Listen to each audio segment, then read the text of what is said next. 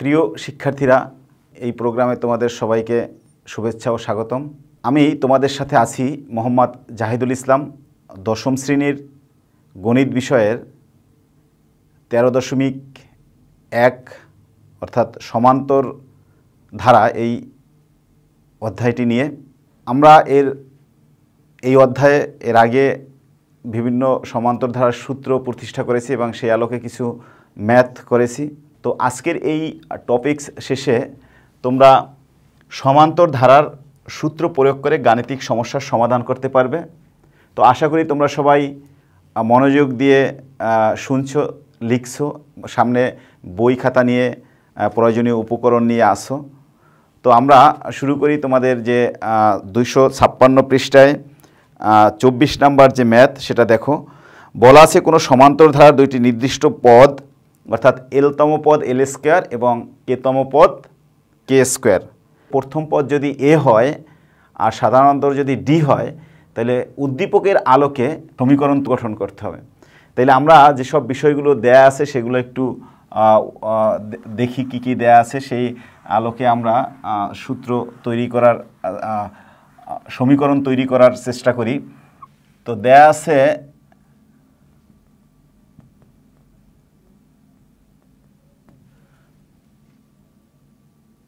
সমান্তর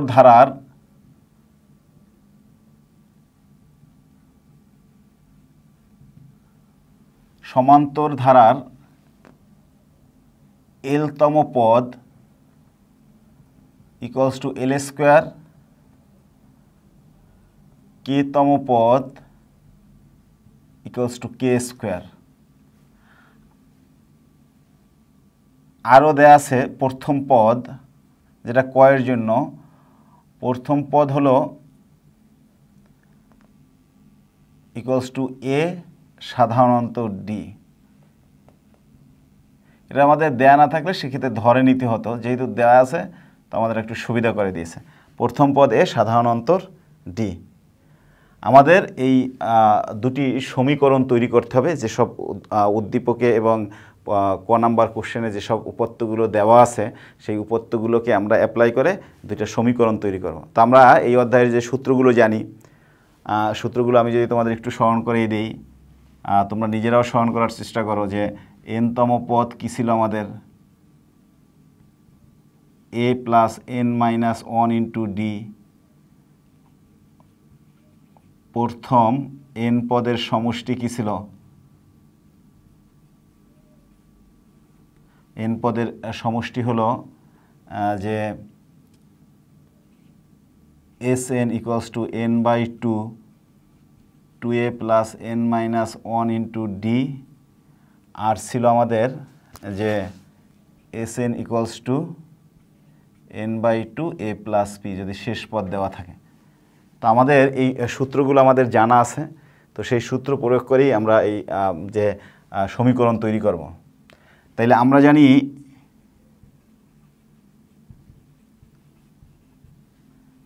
এনতম পদ সমান এ প্লাস এন মাইনাস 1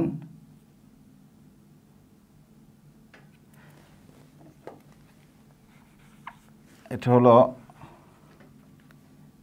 এ plus n minus 1 into d. তাহলে এনতম পদ এইটা। সুতরাং এই সূত্র অনুযায়ী এলতম পদ কি হবে, এ প্লাস এনের জায়গায় এল চলে আসবে, তাহলে এল মাইনাস 1 ইন্টু ডি। এবং কেতম পদ a plus k minus 1 into D. তাইলে আমরা যে প্রথম যে আমাদের একটা শর্ত দেওয়া আছে, এলতম পদ এল স্কোয়ার আর কেতম পদ কে স্কোয়ার, আর পদ সংখ্যা এবং সাধারণ অন্তর যে দেওয়া ছিল, প্রথম পদ এবং সাধারণ অন্তরের মাধ্যমে আমরা বের করেছি এলতম পদ আর কেতম পদ। তাইলে অবশ্যই এইটার মানই হলো এল স্কোয়ার, আর এই a plus k minus 1 into d এইটার মান হলো কে স্কোয়ার। তাইলে প্রথম শর্ত মতে a plus l minus 1 into d equals to l square. দ্বিতীয় শর্তানুসারে অর্থাৎ দ্বিতীয় শর্ত মতে a plus k minus 1 into d equals to k square. তাহলে এটাকে ধরি আমরা সমীকরণ 1, এটাকে ধরি সমীকরণ 2। তাহলে এই যে আমাদের দুইটা সমীকরণ তৈরি করতে বলা হয়েছে, সেই সমীকরণ দুইটা আমরা তৈরি করলাম। এটাই হলো আমাদের ক নাম্বারের অ্যান্সার। আচ্ছা, আসো এখন আমাদের এই ক নাম্বারটা একটু দেখো যে কোনো সমস্যা আছে কিনা, একটু রিভিউ করো। সমান্তর ধারার এলতম পদ দেওয়া ছিল এল স্কোয়ার, কেতম পদ কে স্কোয়ার। আবার আমরা এখানে ওই যে সূত্র অনুযায়ী এলতম পদ এবং কেতম পদ লিখেছি। তাহলে সুতরাং এইটা এই এলতম পদ হলো এল স্কোয়ার, এখানে মান বসালাম, এটা ইকুয়াল ধরলাম, আর কেতম পদ কে স্কোয়ার, মানে এটা প্রথমটা আমাদের ইজি। এখন এইখানে যদি তুমি এই সূত্র প্রয়োগ করে ধরায় কোনো ভুল করে ফেলো, তাহলে কিন্তু পুরো ওই যে খ এবং গয়ে গিয়েও সমস্যা হয়ে যাবে। তো আশা করি এটা বুঝতে পেরেছো। খ নাম্বারটা দেখো, খ নাম্বারে আমাদের বলা হয়েছে যে এল প্লাস কেতম পদ কী হবে। তো আমরা এই গতে যেটা পেয়েছি, কতে যেটা পেয়েছি সেটা আমরা খ নাম্বারে কাজে লাগাবো। তাহলে আমরা খ নাম্বারটা সলভ করি।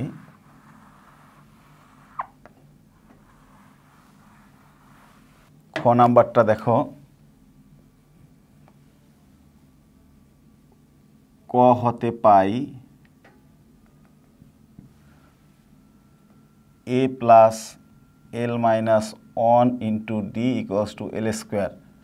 এটা হলো 1 এবং a plus k minus 1 into d equals to k square. এটা হলো 2। আমাদের যে কাজ করতে বলেছে সেটা হলো আমাদের যে এল প্লাস কেতম পদ নির্ণয় করতে হবে। এল প্লাস কে তম পদ নির্ণয় করতে হবে। তাহলে আমাদের এটা দরকার নেই। তাইলে এল প্লাস কে তম পদ নির্ণয় করব আমরা। এখন দেখো, তো এল প্লাস কে তম পদ নির্ণয় করতে হলে আমাদের অবশ্যই এ এবং ডি এর মান লাগবে, কারণ এ আর ডি আমাদের মূল যে উদ্দীপকে সেখানে দেয়া ছিল না। আর যে আমাদের যে ফাইনালি যে অ্যান্সার চলে আসবে, অর্থাৎ এল প্লাস কে তম পদ, সেখানেও আমাদের এ এবং ডি রাখা যাবে না। তো আমাদের টার্গেট হলো এ এবং ডি এর মান যদি পাই, অর্থাৎ কোনো সমান্তর ধারার যদি এ এবং ডি পেয়ে যাই, তাহলে আমাদের যে কোনো পদ বের করা সম্ভব। তো এখন এ আর ডি এর মানটাকে আমাদের এল এবং কে এর মাধ্যমে প্রকাশ করে ম্যাথটা নিয়ে আমাদের আগাতে হবে। তো আমরা এখান থেকে দেখো,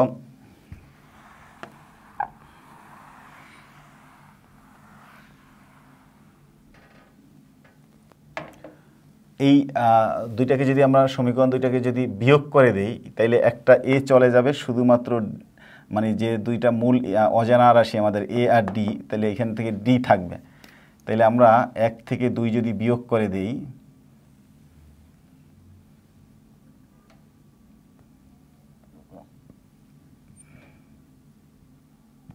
বিয়োগ করে কি হয়, এ এ চলে যায়। তাহলে থাকবে হলো আমাদের l minus 1 into d minus k minus 1 into d equals to l square minus k square. বা এখানে দেখো দুইটা পদের মধ্যে ডি কমন নেওয়া যায়। ডি কমন নিলে হবে এল মাইনাস 1 মাইনাস কে, এই মাইনাসটা প্লাস হয়ে যায়, প্লাস 1 আর equals to l plus k l minus k, অর্থাৎ সূত্র অনুযায়ী আমরা এটা ভেঙে দিয়েছি। তাহলে এখানে কি আসে, ডি ইন্টু এল মাইনাস কে, 1 প্লাস 1 এবং মাইনাস 1 এটা চলে যায়। তাইলে আমরা এখানে লিখতে পারি এল প্লাস কে এল মাইনাস কে। তাহলে উভয় দিকে আমাদের কি আছে, যে এল মাইনাস কে আছে। তাহলে এল মাইনাস কে আমরা উভয় দিক থেকে বাদ দিয়ে দিতে পারি, অর্থাৎ এল মাইনাস কে দ্বারা যদি ভাগ দিয়ে দেই, তাহলে কি হয়, d equals to l plus k, অর্থাৎ এল মাইনাস কে দ্বারা ভাগ করে। তো দেখো আমরা এখানে এল মাইনাস ডি এর মান পেয়েছি এল প্লাস কে। এখন আমরা বের করব এ এর মান বের করব। তো তো যদি আমরা এর মানটা জানা থাকে তাইলে আমরা এল প্লাস কেতম পদ বের করতে পারবো, কিন্তু এইখান থেকে আবার এই ডি এর মান যদি আমরা ইকুয়েশনে বসায় দেই তাইলেও এর মান বের হবে, কিন্তু সেই ক্যালকুলেশনটা আমাদের একটু বড় হয়ে যাবে। এই প্রক্রিয়া অবলম্বন না করে আমরা সরাসরি এখন এল প্লাস কেতে চলে যাব। আরেকটা মানে আমরা ট্রিক্স অবলম্বন করব, সেই ট্রিক্স অবলম্বন করেও আমরা এই একে অপসারণ করে দিতে পারবো। তো এখন দেখো, সুতরাং এল প্লাস কেতম পদ, এল প্লাস কেতম পদ কী হবে? তা আমরা জানি এনতম পদ a plus n minus one into d. এখন এইখানে যে আমাদের এন, এনটা তো এন না, এনই হইল এল প্লাস কেতম পদ, তাইলে আমাদের এনের জায়গায় বসবে এল প্লাস কে। তাইলে আমরা এখানে কি লিখব যে এল প্লাস কে, এল plus k minus one into d. এখন দেখো আমরা এটাকে যে আমাদের এ আছে, কিন্তু আমাদের যে উদ্দীপকে কোথাও এ এবং ডি ছিল না, তাহলে আমাদের এখানে অবশ্যই এ এবং ডি রাখা যাবে না। তাহলে এ এবং ডিকে আমরা অপসারণ করতে চাই, সেক্ষেত্রে কিভাবে অপসারণ করা যায়? দেখো, এ প্লাস, এখানে একটু এই ভাঙানোটা একটু খেয়াল করবা যে কিভাবে করা যায়। এল মাইনাস ওয়ান প্লাস কে যদি আমি লিখি, ব্র্যাকেটটা তুলে দিলাম, ইন্টু ডি, কোনো সমস্যা থাকার কথা না আশা করি। যেখানে এল প্লাস কে আর এই ব্র্যাকেটটা তুলে এখানে মাইনাস ওয়ানটাকে আগে লিখছি, কেটাকে পরে লিখেছি। দেখো রাশির মান ঠিকই আছে। তো এখন আমি যদি এইভাবে লিখি, a plus l minus one into d plus k d, অর্থাৎ এই ডিটা আমরা এল মাইনাস ওয়ানের সাথে গুণ করে দিয়েছি, আবার কে এর সাথে গুণ করে দিয়েছি। এইটা এতটুকুর সাথে গুণ হয়েছে একবার, দেখো যে এই ডিটা আমাদের এই এল মাইনাস ওয়ানের সাথে গুণ হয়েছে একবার, আর এই কে এর সাথে গুণ হয়েছে একবার। তাহলে কি হলো, এল মাইনাস ওয়ানের সাথে যখন আমাদের গুণ হয়েছে তখন আমরা সেটাকে লিখছি হলো এল মাইনাস ওয়ান ইন্টু ডি, আর কে এর সাথে লিখছি কে ইন্টু ডি। তো এখন দেখো এই যেটার আমি মার্কিং করেছি, আন্ডারলাইন করেছি, এ প্লাস এল মাইনাস ওয়ান, এ plus l minus one into D, এটাই তো হলো এল স্কোয়ার। তাহলে এখানে আমরা এটার পরিবর্তে লিখব এল স্কোয়ার, আর এই যে কে থেকে যাবে আমাদের, কে তো উদ্দীপকে ছিল, তাহলে কে থেকে গেল, আর এই যে ডি এর মানটা আমরা অলরেডি পেয়ে গেছিলাম, ডি এর মান ছিল এল প্লাস কে, তাহলে এল প্লাস কে। তাহলে এখানে আমরা দুইটা কাজ করেছি, একটা হলো যে আমরা এই 1 নংকে ব্যবহার করছি, 1 নং ও ডি এর মান ব্যবহার করে, ডি এর মান ব্যবহার করে। তো এখন দেখো এখানে কি আসে, এল স্কোয়ার প্লাস কে এল প্লাস কে স্কোয়ার, এটাই হলো আমাদের এল প্লাস কে তম পদ, এবং এটাই আমাদের 2 নম্বরে বের করতে বলছে। তো দেখো এইখানের যে ক্যালকুলেশনটা, এটা একটু নিজে বুঝে, অর্থাৎ এই যে কোনো একটা ইকুয়েশনের সাথে আমরা কে মাইনাস ওয়ান ইন্টু ডিও করতে পারতাম, তাহলে সেক্ষেত্রে লিখতাম কে স্কোয়ার।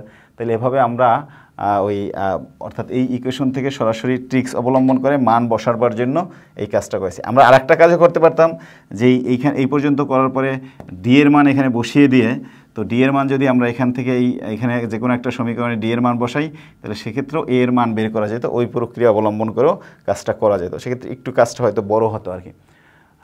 তো আশা করি খ নাম্বারে কোনো প্রবলেম নাই, তোমরা সবাই বুঝতে পেরেছ। তো আমরা অনেকগুলো সমস্যার সমাধান করেছি, এবং তোমরা নিজেরা এই চ্যাপ্টার থেকে যত ম্যাথগুলো আছে সবগুলো করে ফেলবা।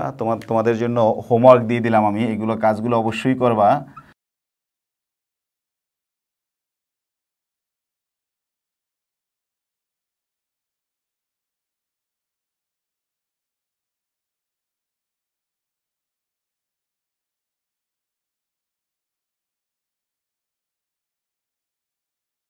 তো এই কাজগুলো তোমরা অবশ্যই যখন তোমাদের ক্লাস শুরু হবে তখন সংশ্লিষ্ট সাবজেক্ট টিচারকে দেখাবা। তোমরা জানো যে এর উপরে ধারাবাহিক মূল্যায়ন থাকবে, তো অবশ্যই কাজগুলো গুরুত্ব সহকারে করবে। আর এই কাজগুলো করতে গিয়ে তোমাদের যদি কোনো প্রবলেম হয়, তো আমি যে ক্লাসগুলো তোমাদের এই চ্যাপ্টারের উপরে নিয়েছি, আর তোমরা তোমাদের যদি কোনো সুচিন্তিত মতামত আমাদেরকে জানাতে চাও, তাহলে সেটা ইমেল করে জানাতে পারো। তো আশা করি তোমরা এই সময়ে পরিষ্কার পরিচ্ছন্ন থাকবে, ভালো থাকবে। সবাইকে ধন্যবাদ জানিয়ে আজকের মতো শেষ করছি। আল্লাহ হাফেজ।